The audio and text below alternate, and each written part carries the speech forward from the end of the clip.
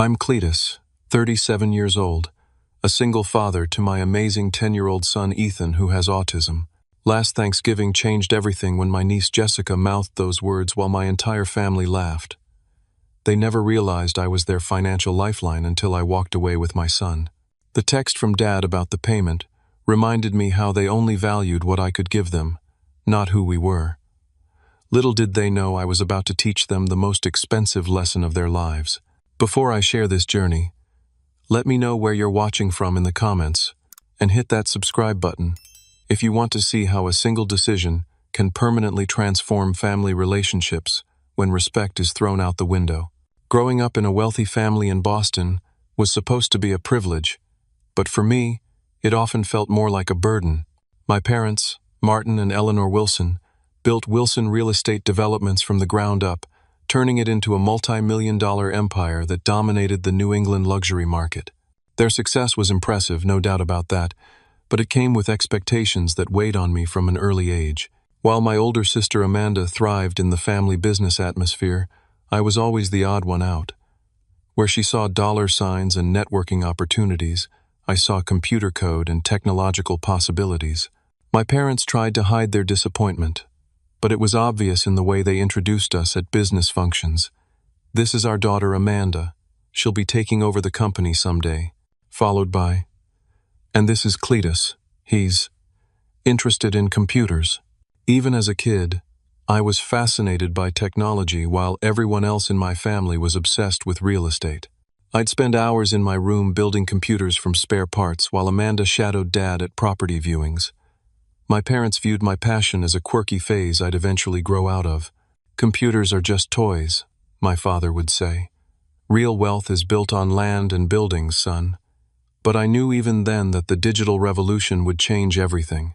By the time I was in high school, the divide had grown wider. Amanda was class president, homecoming queen, and already interning at the family company during summers.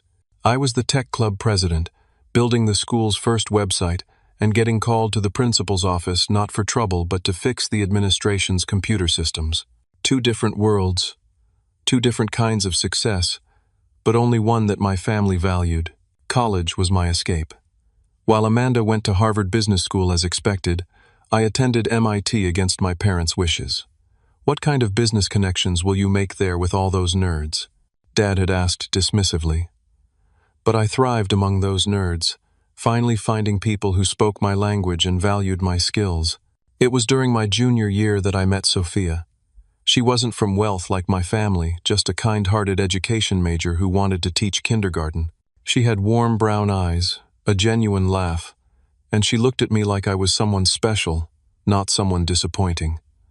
We married a year after graduation, much to my parents' chagrin.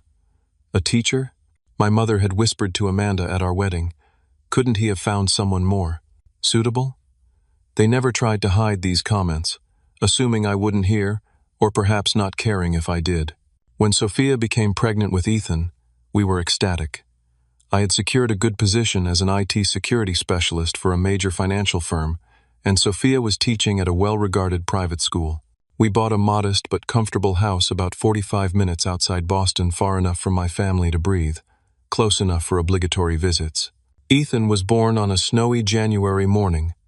10 perfect fingers, 10 perfect toes, and eyes that seemed to hold all the wisdom in the world.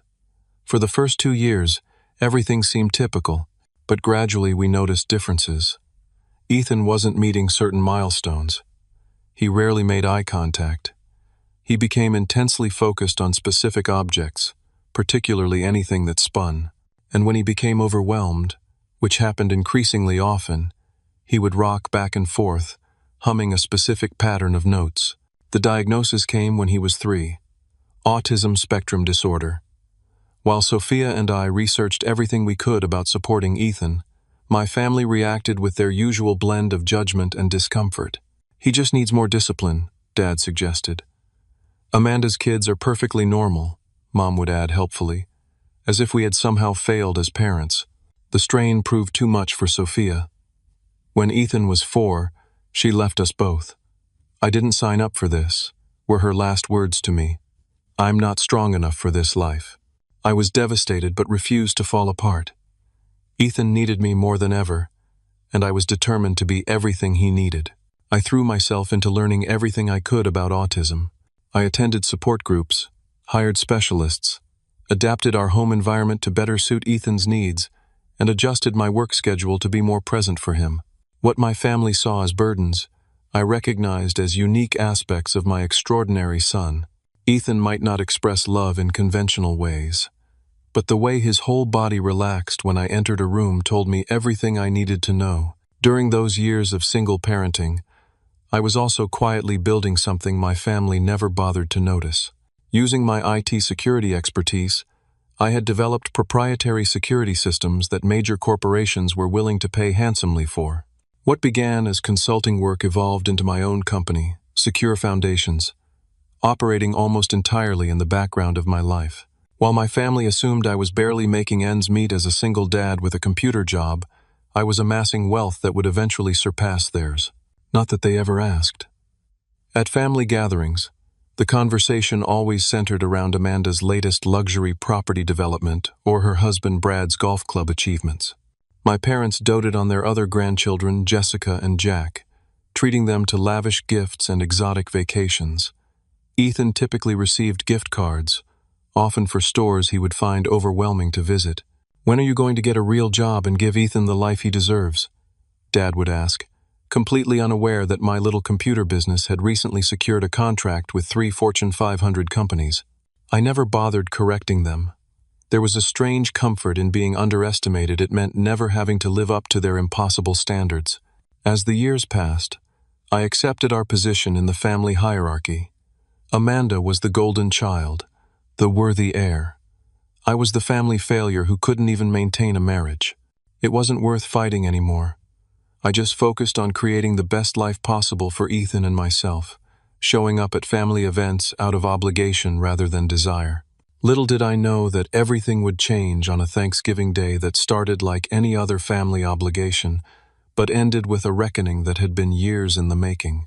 The annual Wilson family Thanksgiving gathering was a tradition as rigid as the starched napkins on my mother's formal dining table.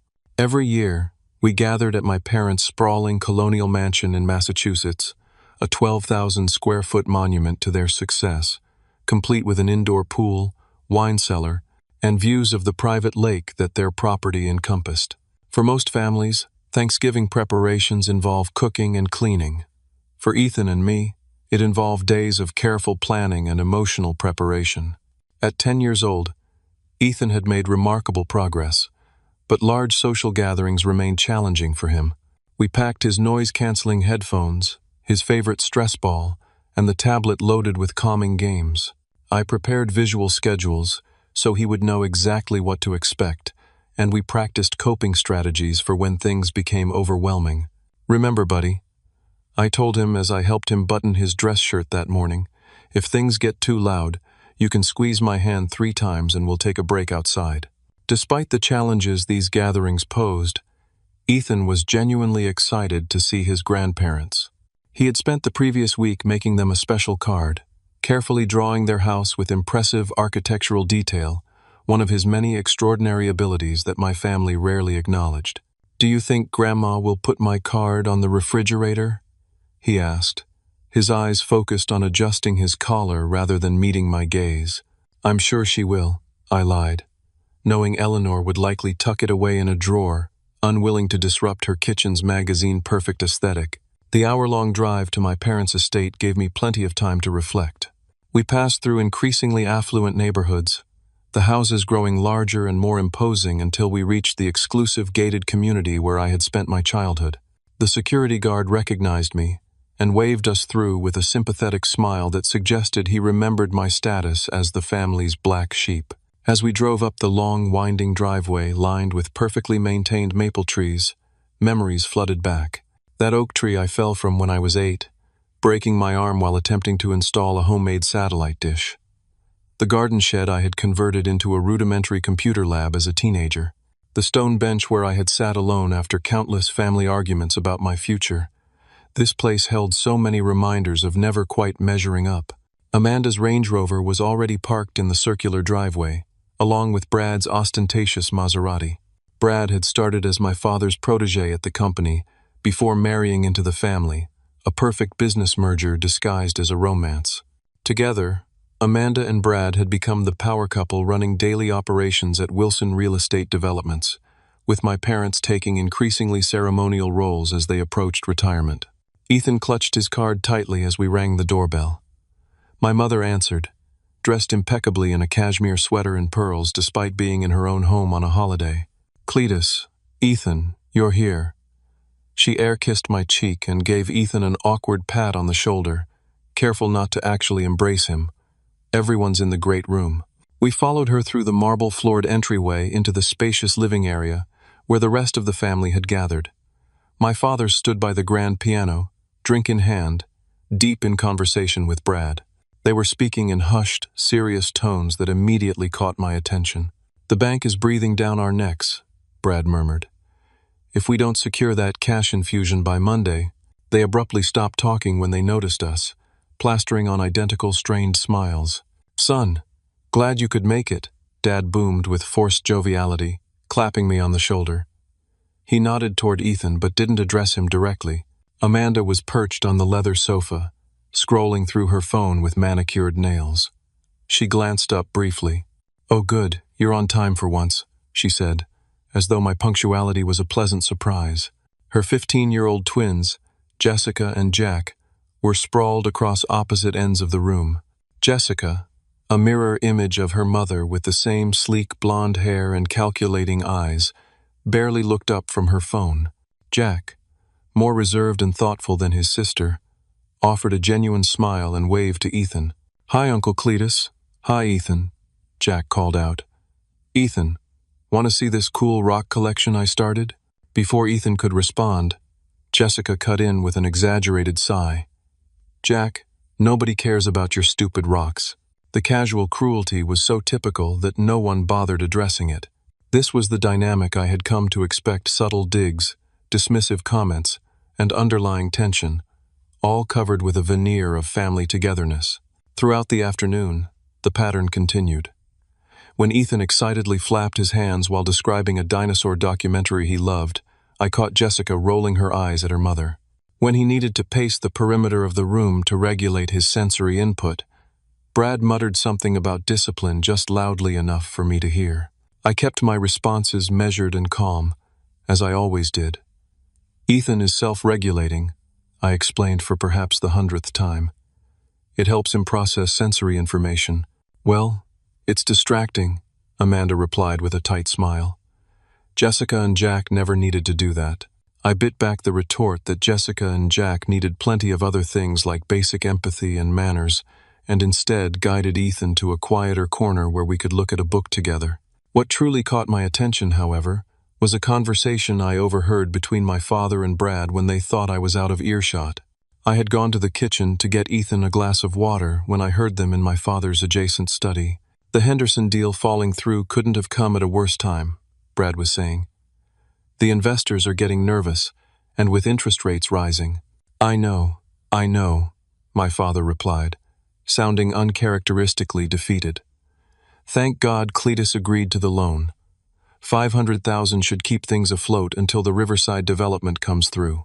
I froze, glass in hand. The previous week, my father had called me with an unusual request. For the first time in my adult life, he had asked me for help, a temporary loan to address what he described as a minor cash flow issue at the company. He had been vague about the details but emphasized it was just a formality, a short-term solution. I had agreed, partly out of curiosity, and partly because, despite everything, they were still family. The transfer was scheduled for the following day. What struck me now was the desperation in their voices. This wasn't a minor issue. This sounded like the company was in serious trouble, and they had turned to me, the family disappointment, as their financial savior. The irony might have been amusing if it wasn't so revealing of their character. For years, they had ignored my advice about diversifying their investments and embracing technology in their business model. Real estate is about handshakes and eye contact, not computers and code. My father had dismissed when I suggested creating virtual property tours 5 years ago. That technology was now standard in the industry, and competitors had gained significant market advantage. Similarly, when I had warned them about investing heavily in commercial real estate right before the pandemic, they had laughed at my concerns. "People will always need office space," Brad had said confidently. Those properties now stood largely vacant, bleeding money with each passing month. I returned to the great room, seeing my family through new eyes. They weren't just emotionally bankrupt in their treatment of Ethan and me.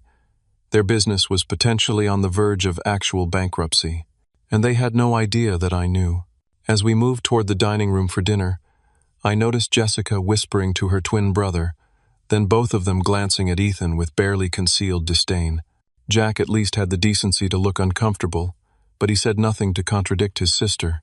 The stage was set for what would become the most significant Thanksgiving of our lives, though not for any reason my family might have anticipated. The formal dining room in my parents' home had always intimidated me, even as a child. Crystal chandeliers hung from coffered ceilings, illuminating the gleaming mahogany table that could comfortably seat 20. The walls were adorned with original oil paintings of stern-looking Wilson ancestors and landscapes of properties the family had developed over generations. My mother had outdone herself with the table setting. Bone china plates rested on gold chargers, flanked by sterling silver flatware and crystal goblets. The centerpiece featured an elaborate arrangement of autumnal flowers, gourds, and candles that must have cost more than what many families would spend on their entire Thanksgiving dinner. Ethan immediately tensed as we entered the room. The flickering candlelight, the excessive table settings, the echoing acoustics all created a sensory minefield for him. I gave his shoulder a gentle squeeze. "Remember our strategy," I whispered. "Count to 10 if it gets overwhelming, and focus on one thing at a time." He nodded, his fingers fidgeting with the edge of his shirt. I had requested we be seated near an exit in case Ethan needed a break, but instead found our place cards positioned directly under the largest chandelier, with Ethan sandwiched between Amanda and Jessica, the two least accommodating members of the family. "Mom," I said quietly, "would it be possible to switch our seats to somewhere a bit quieter? The chandelier might be too much for Ethan." Eleanor glanced around the table with visible annoyance. "Everything is arranged perfectly for proper dinner conversation, Cletus. Perhaps if Ethan had more exposure to formal settings, he would adjust better." The implication that Ethan's sensory processing issues could be fixed with more exposure stung, but I swallowed my frustration and helped Ethan into his assigned seat, quietly moving his water glass away from the edge and placing his stress ball within easy reach. As everyone settled in, Dad stood to carve the turkey with theatrical flourish. "Before we begin, I want to toast to another successful year for Wilson Real Estate Developments," he announced, conveniently ignoring what I had overheard about their financial troubles. "This year, under Amanda and Brad's leadership, we closed on the Harborview Tower project and broke ground on Riverside Estates." Glasses clinked around the table as everyone except Ethan and me participated in the toast. Ethan was focused on carefully arranging his silverware in perfect alignment, a soothing ritual that helped him manage his anxiety. "Speaking of Riverside," Amanda said, serving herself a generous portion of cranberry sauce, "we just finalized the marketing campaign. The first phase is already 70% pre-sold." "That's our girl," Mom beamed, "always exceeding expectations." "We actually just got back from touring potential sites in Aspen," Brad added, swirling his expensive bourbon. "We're thinking of expanding the Wilson brand to luxury ski properties."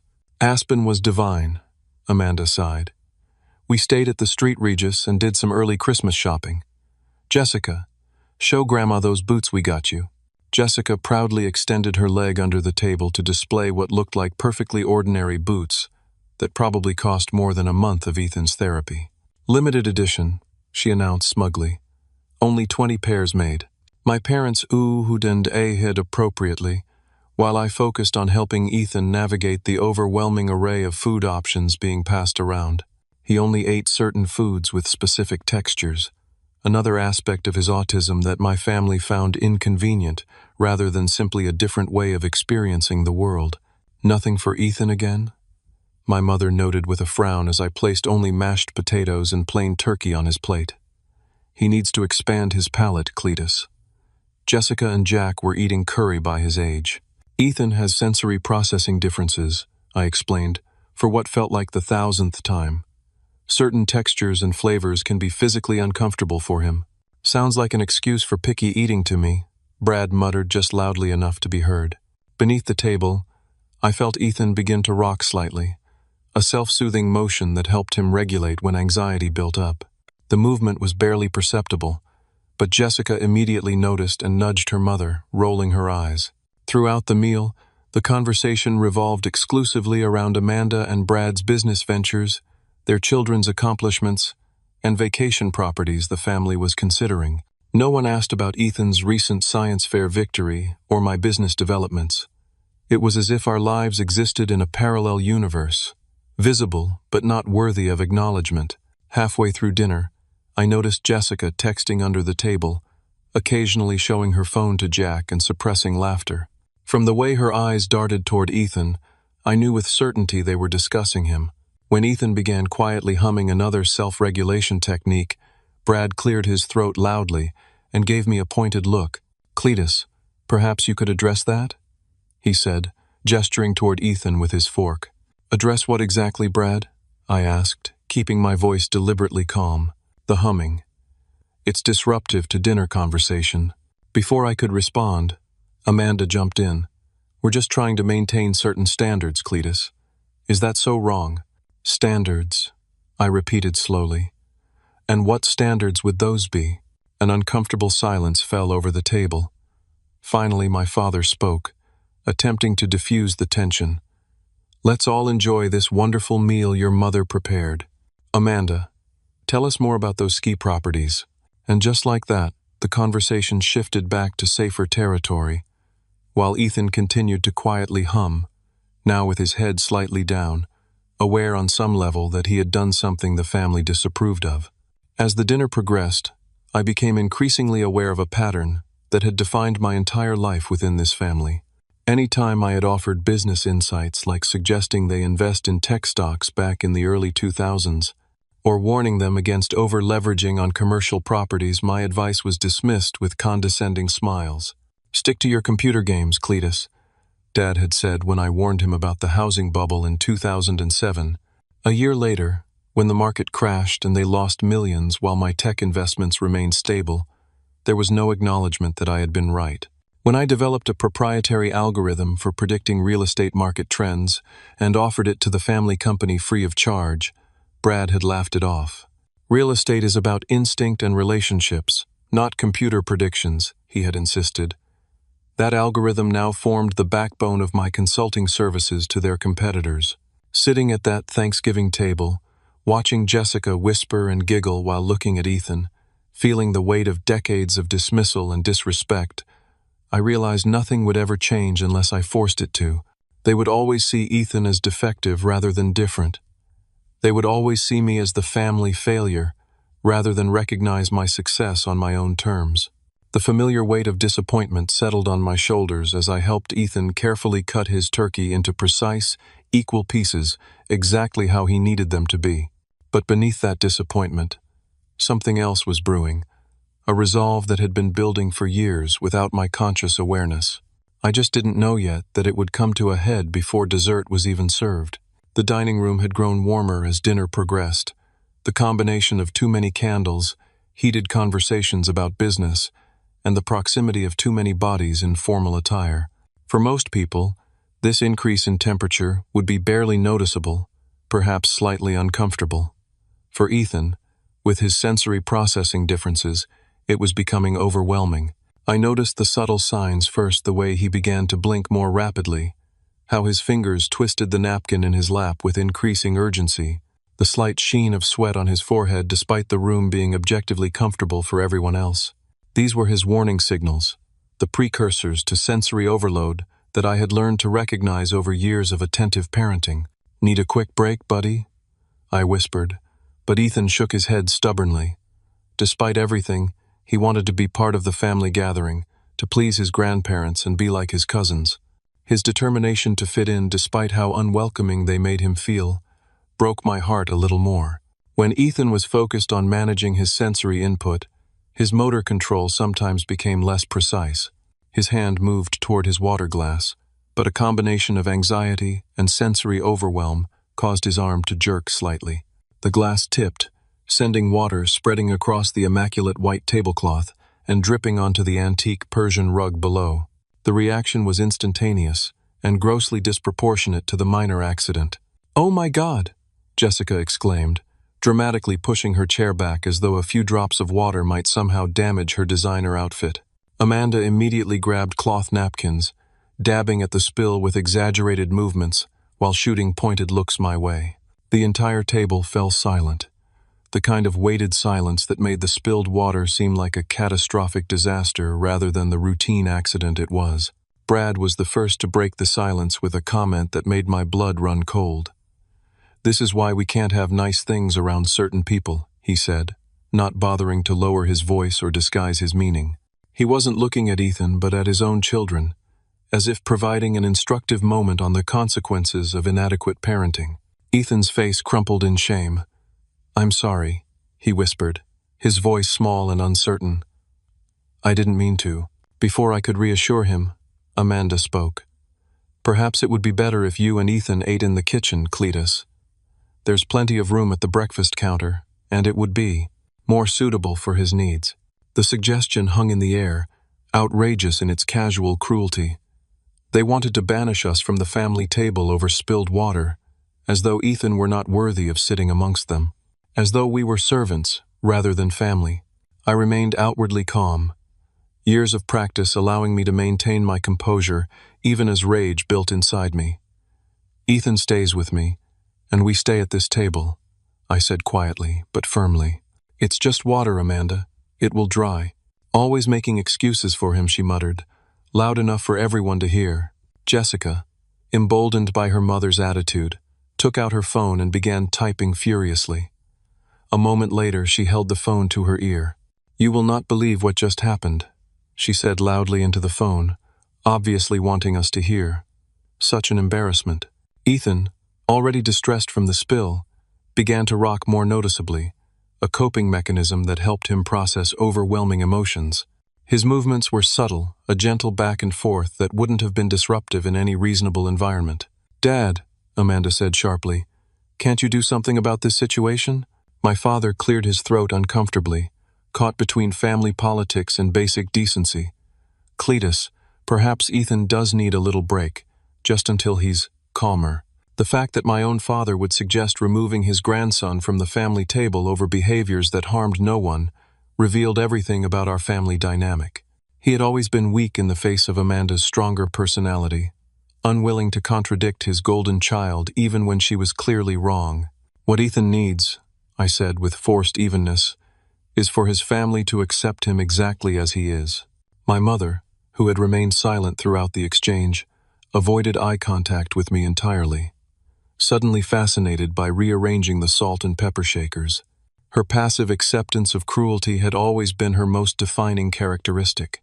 Across the table, I noticed Jack watching the scene unfold with visible discomfort. Unlike his sister, he seemed troubled by the treatment of his cousin. He caught my eye briefly, a flash of what appeared to be apology in his expression, but he quickly looked away, unwilling or unable to stand against his parents and sister.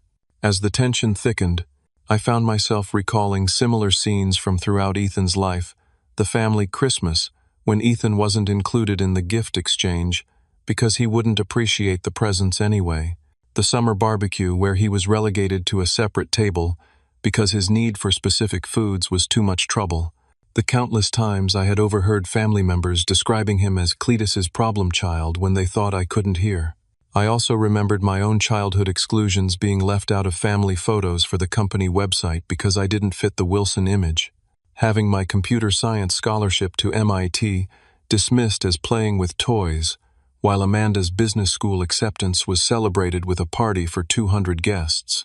The way my father introduced me as his other child at business functions.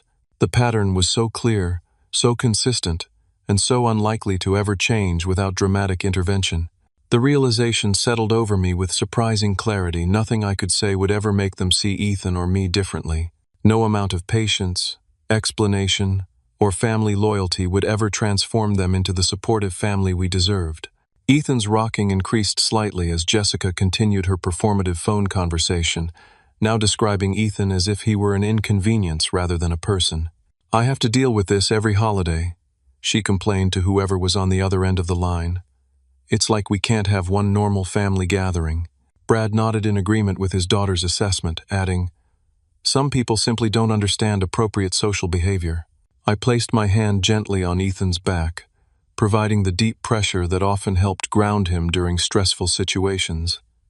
"You're doing great, buddy," I whispered. "Nothing to be ashamed of." Amanda snorted at my comment. "That's the problem, isn't it? You never correct his behavior. Jessica and Jack knew how to behave at the table when they were 3, let alone 10.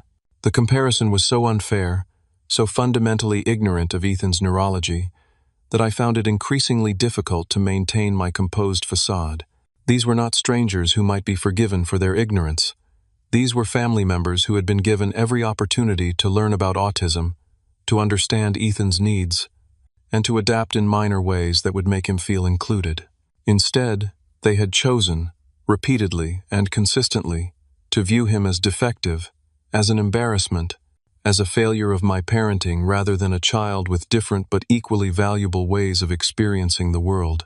As the meal continued in strained silence, interrupted only by Jessica's ongoing commentary to her friend, I felt something shift within me. Years of accumulated hurt, disappointment, and anger crystallized into a calm, clear certainty. We deserved better than this. Ethan deserved better than this. And perhaps most importantly, I had the power to ensure we got it. The power they didn't know I possessed financial leverage that could change everything. As dessert approached, I noticed Ethan's breathing had steadied. He had weathered the emotional storm with remarkable resilience, a skill he had been forced to develop far too young. His strength in the face of such casual cruelty made me both immeasurably proud and profoundly sad. What happened next would test that resilience even further, but it would also set in motion a reckoning that had been years in the making. My mother rose to clear the dinner plates, her movements precise and practiced, like everything else she did. "I'll bring out the desserts," she announced with forced brightness, as if the previous tensions could be erased with the promise of pumpkin pie. Ethan perked up immediately. While he had strict preferences about most foods, desserts were his joy, particularly the smooth, consistent texture of pumpkin pie. It was one of the few traditional Thanksgiving dishes he genuinely looked forward to. "Pie time?" he asked me quietly, his eyes brightening with anticipation. "Yes, buddy. Grandma's bringing the pies soon," I assured him, grateful for anything that might improve this disastrous evening. My mother returned with an elaborate dessert cart, showcasing not just the traditional pumpkin pie but also pecan, apple, and chocolate mousse options, along with fresh whipped cream and vanilla ice cream. It was an impressive spread, the kind designed to impress rather than merely satisfy. Jessica's phone conversation had finally ended, but she immediately started a new one, ignoring the family rule about phones at the table, a rule that was apparently only enforced when convenient. "They're still here," she whispered loudly into the phone, making no attempt to disguise her meaning as she glanced toward Ethan and me. Ethan, focused entirely on the approaching dessert cart, didn't notice her comment. His excitement built as my mother began serving, starting predictably with Amanda and Brad, then Jessica and Jack, then my father, before finally approaching our side of the table. "Pie, please," Ethan said, his voice slightly louder than usual due to his excitement. "Pumpkin pie, please." It was a perfectly reasonable request, politely phrased. In any normal family, it would have been met with a smile and immediate fulfillment. But Jessica seized the opportunity to express her disgust with an exaggerated eye roll and an audible, dramatic sigh. And then it happened. As my mother placed a slice of pumpkin pie in front of Ethan, Jessica turned to Jack and clearly mouthed the words, "We don't sit with people like you." The movement of her lips was deliberate, exaggerated, meant to be seen by everyone at the table. And it was. Amanda let out a small, inappropriate laugh. Brad smirked and nodded slightly, as if his daughter had made a particularly astute observation rather than displayed breathtaking cruelty. My father chuckled uncomfortably, caught between his business partner's approval and what must have been some small remaining spark of decency. My mother simply continued serving, her silence a form of complicity that spoke volumes.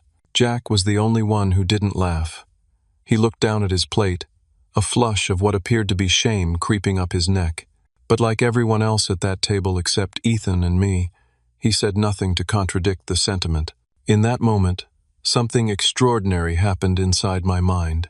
The constant background noise of self-doubt, the question of whether I was overreacting to my family's treatment of us, the wondering if maybe they were right and I was too protective, all of it simply stopped.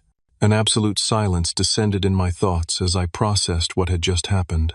15 years of trying to belong in this family, 15 years of making excuses for their behavior, 15 years of telling myself that family connections were worth the constant stream of small cruelties.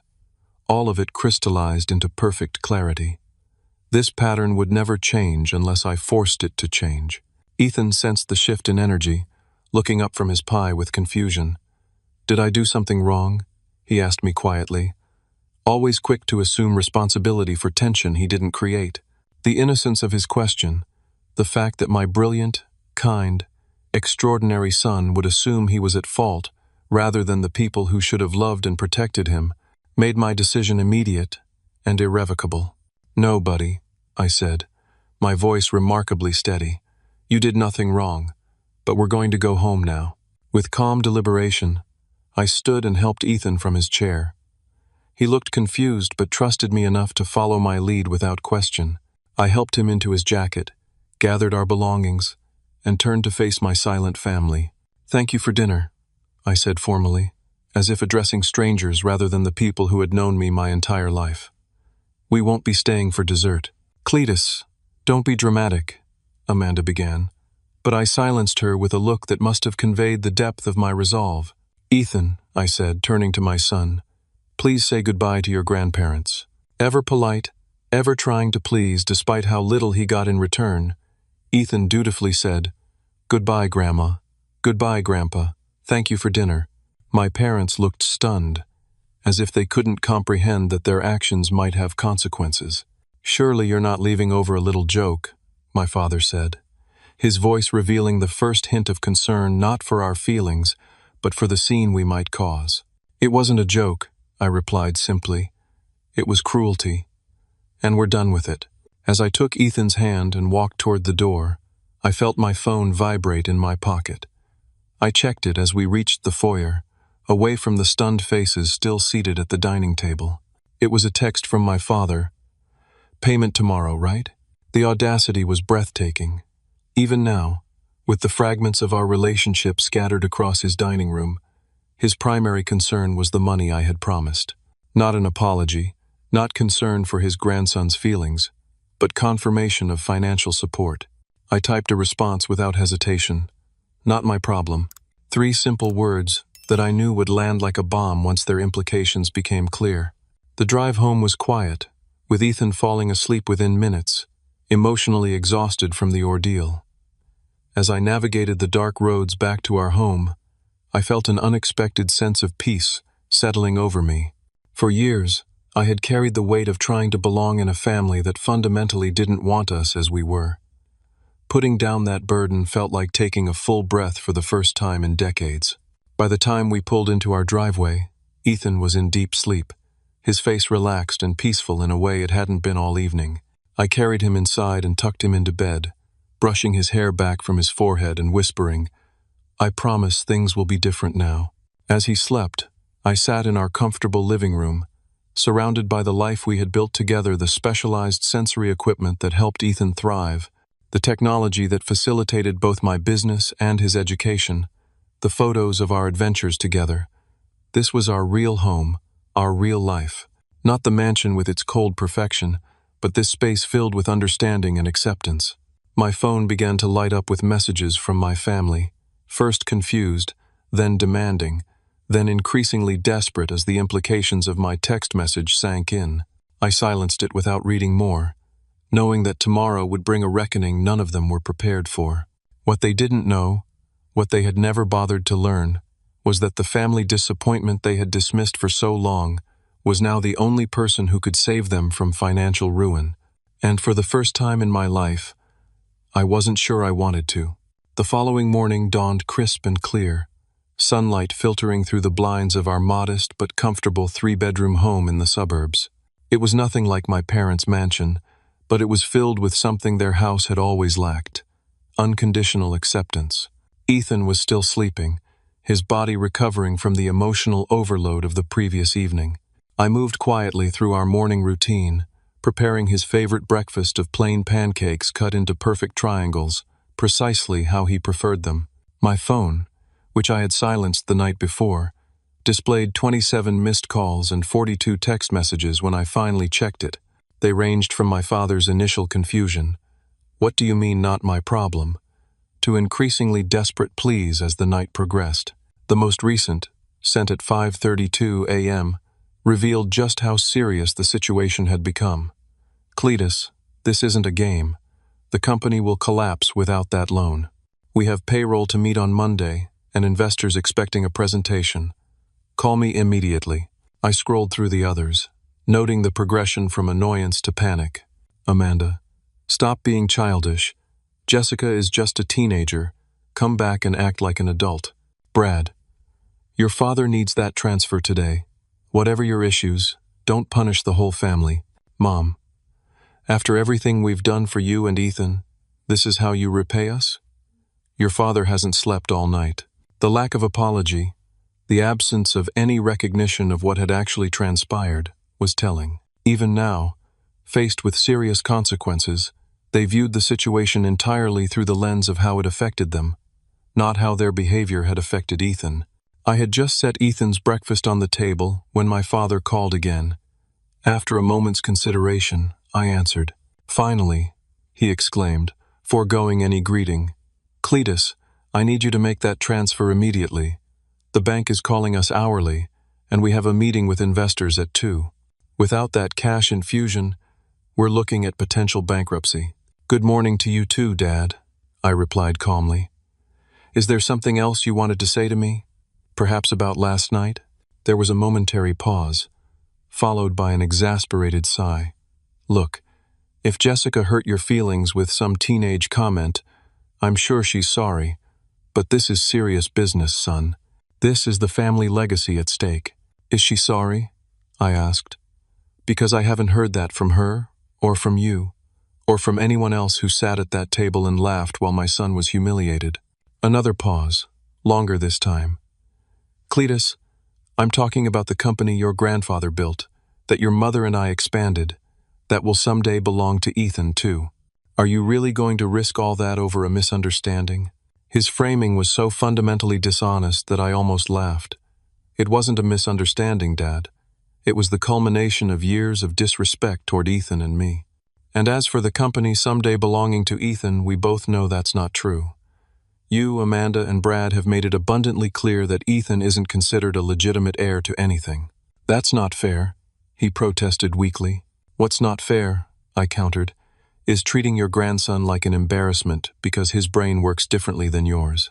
What's not fair is allowing your granddaughter to openly mock him without consequence. What's not fair is caring more about a bank transfer than the damage you've done." "What do you want from me, Cletus?" he asked, a rare note of defeat in his voice. "I want what I've always wanted, respect and acceptance for Ethan and me. But I've realized I can't make you give that to us. What I can do is remove us from situations where we're treated as less than." "And the loan?" he pressed, ever focused on the bottom line. "I'll need time to think," I replied. "I suggest you start making alternate arrangements." I ended the call and blocked the number temporarily, needing space to process without the constant interruptions. I did the same with Amanda, Brad, and my mother, leaving only Jack's number unblocked, having sensed something different in him. As if on cue, a text came through from Jack. "Uncle Cletus, I'm really sorry about what happened last night. I should have said something when Jessica was being mean. Ethan doesn't deserve to be treated that way. I feel terrible." His message, the only one containing a genuine apology, touched me.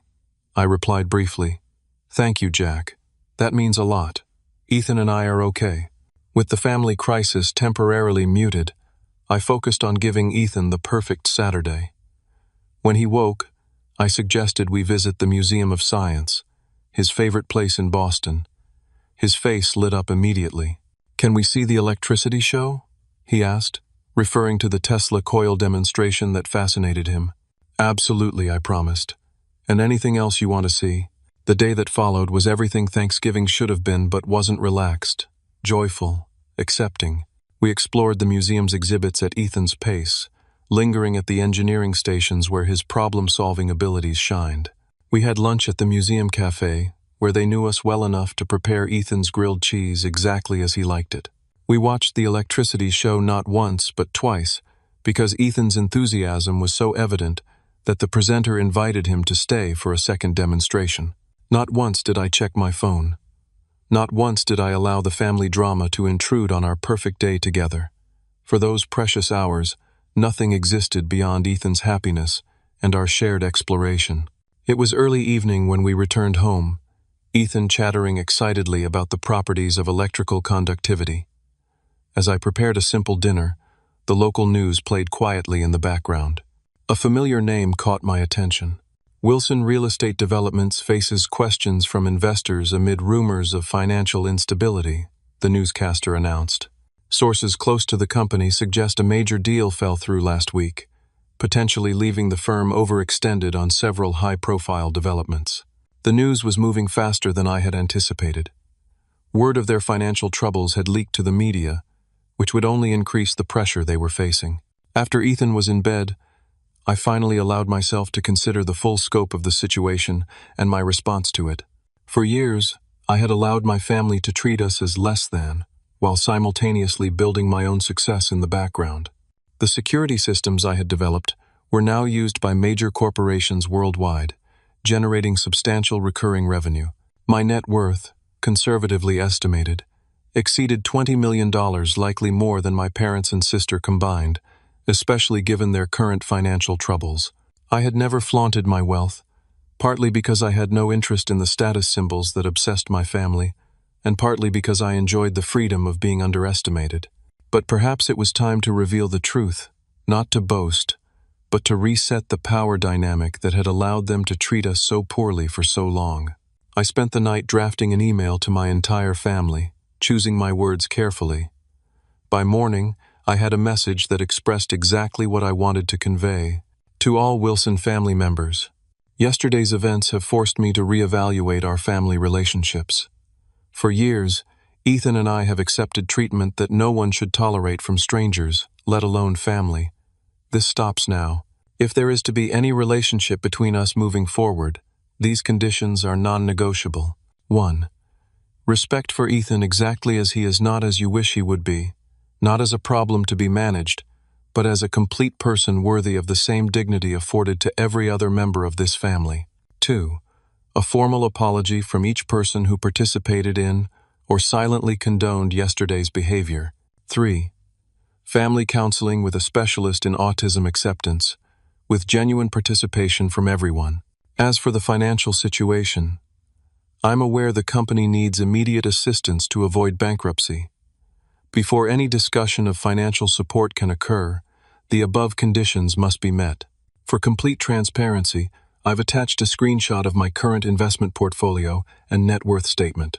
Perhaps now you'll understand why I found it particularly ironic when you suggested Ethan and I needed your financial support, rather than the other way around. I've decided to reevaluate all family relationships, including financial ones.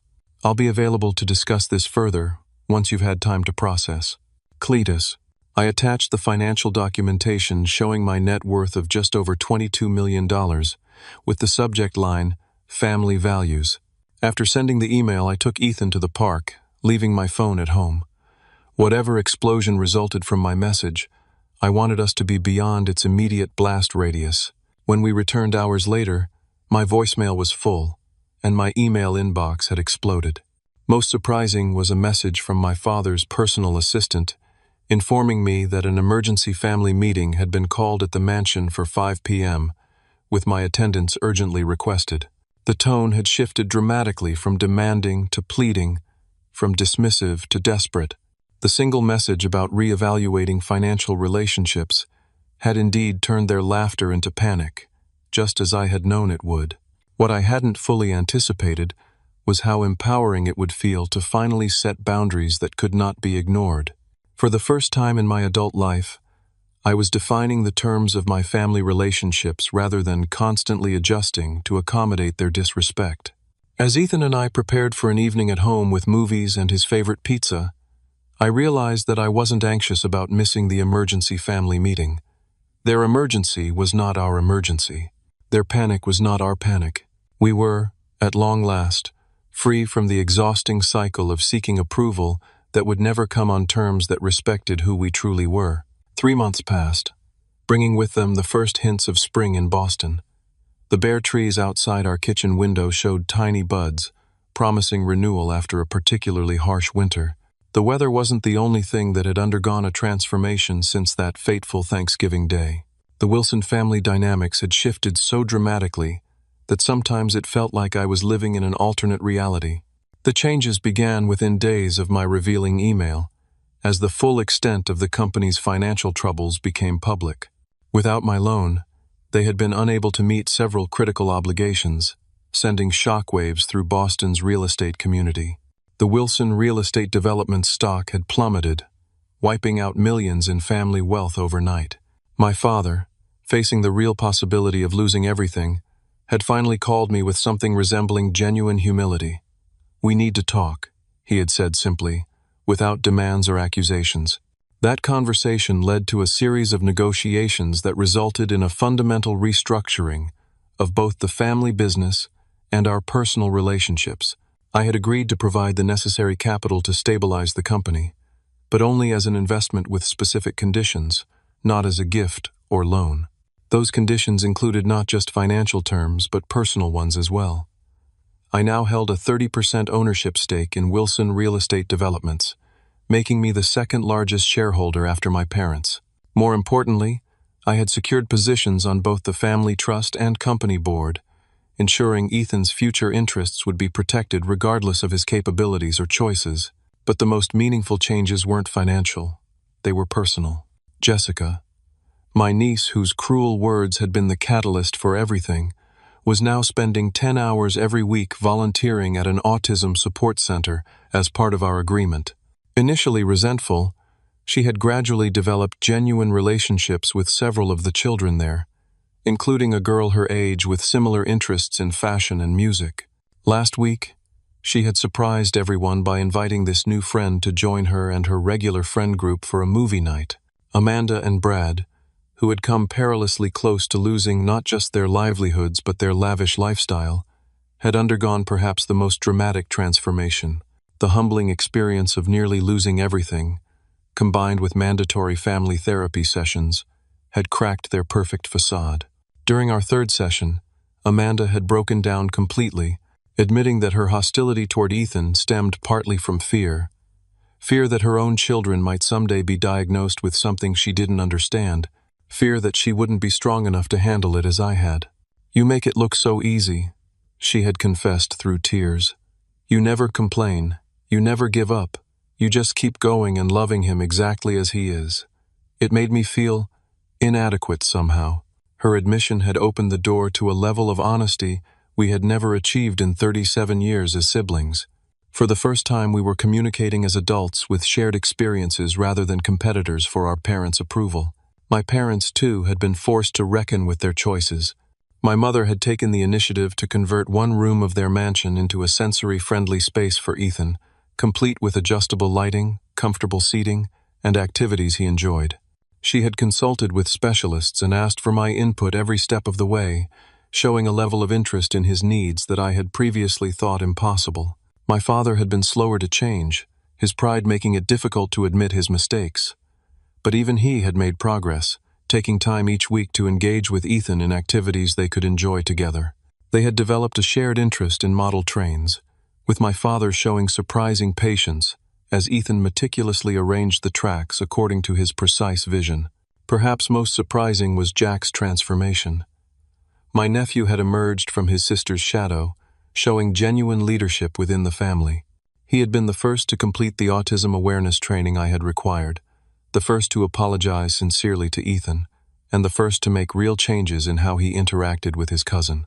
They had developed a true friendship, with Jack discovering that Ethan's different perspective often led to insights and observations he would never have considered. As for Ethan, he had flourished under the newfound respect and accommodation. His confidence had grown, his anxiety reduced. He still had challenges, as any child with autism does, but he now moved through family gatherings with the security of knowing he would be accepted rather than merely tolerated. The journey hadn't been easy or straightforward. There had been setbacks and relapses into old patterns. Family therapy had revealed generational wounds that went far deeper than I had realized. My father's relentless drive for success, it turned out, stemmed from his own father's constant criticism. My mother's emotional distance was a coping mechanism developed in childhood. Understanding these patterns didn't excuse their behavior toward Ethan, but it helped explain it, making reconciliation possible where before it had seemed impossible. I had learned important lessons, too. For years, I had enabled their disrespect by accepting it silently, by making excuses for behavior that should never have been excused. I had allowed my own desire for family connection to override my responsibility to protect Ethan from emotional harm. My failure to establish boundaries earlier had tacitly given permission for the very behavior I resented. The most profound realization was that what they had always seen as my biggest failure, choosing a different path than the one they had prescribed, had become my greatest strength. My computer hobby had built a fortune that ultimately saved the family business. My stubborn insistence on accommodating Ethan's needs had created a model for the kind of acceptance all families should practice. The peace that came from no longer seeking approval was more valuable than any financial success. The freedom of authenticity over performance, of boundaries over perpetual accommodation, had transformed not just our family relationships but my relationship with myself. 6 months after Thanksgiving, we gathered again for a family dinner, this one at Amanda and Brad's home. The contrast with our previous gathering could not have been more stark. Ethan was seated in the place of honor next to his cousins, his specific food preferences thoughtfully accommodated without comment. The lighting was adjusted to his comfort level, background music kept at a volume that wouldn't overwhelm him. Jessica even made a point of asking him about his latest programming project, showing genuine interest in his detailed explanation. As I watched my son being celebrated rather than merely tolerated, I felt a bittersweet satisfaction. The change was real and meaningful, but it had required financial leverage to achieve what should have come from love alone. In an ideal world, respect shouldn't require the threat of consequences to maintain. Acceptance shouldn't depend on financial power. But we lived in the real world, with real, flawed people who sometimes needed dramatic wake-up calls to recognize the damage they were causing. The true test would be whether these changes endured once the initial crisis had passed, whether the lessons learned in desperation would transform into genuine values. Only time would tell, but I was cautiously optimistic. Some wounds had begun to heal, some bridges carefully rebuilt. What I knew with absolute certainty was that I would never again allow anyone, family or not, to make Ethan feel less worthy because of who he was. I would never again sacrifice his well-being or my self-respect at the altar of family harmony. Sometimes walking away, even temporarily, is the only way to create the possibility of a healthier return. The greatest gift I could give my son wasn't financial security or family connections, it was modeling the courage to demand respect, to choose challenging authenticity over comfortable pretense, and to recognize that those who truly love you will see your differences not as flaws to be tolerated, but as essential elements of who you are. Have you ever had to walk away from toxic relationships to protect yourself or someone you love? I'd love to hear your stories in the comments below. If this resonated with you, please hit the like button and subscribe to hear more stories about standing up for what's right, even when it's difficult. Share this with someone who might need to be reminded of their worth today. Thank you for listening. And remember, teaching people how to treat you and your loved ones is sometimes the most important lesson you'll ever deliver.